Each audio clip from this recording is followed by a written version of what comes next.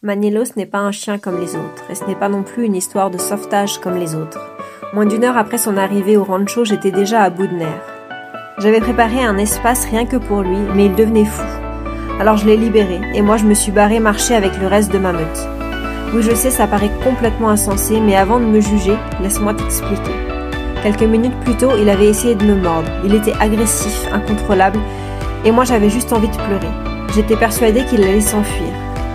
Et pourtant, quand je suis revenue, il était là, posé, calme, presque heureux de me voir, avec cette envie de faire partie de la bande.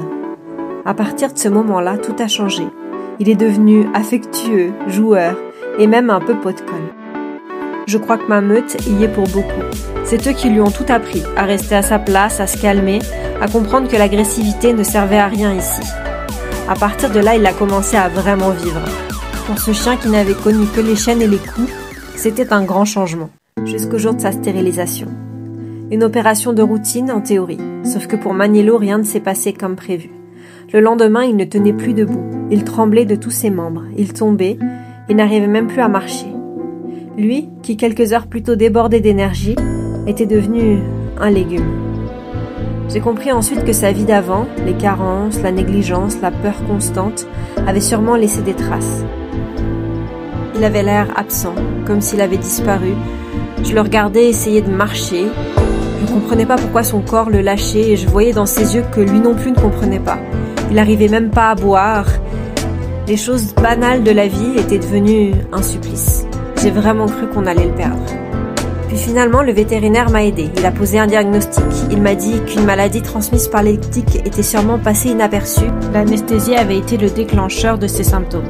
Alors on a lancé un traitement d'urgence. Antibiotiques, fer, vitamines et beaucoup d'amour. En 24 heures, les tremblements ont diminué et petit à petit, il a retrouvé sa mobilité. Aujourd'hui, il court, un peu maladroitement parfois, mais il court.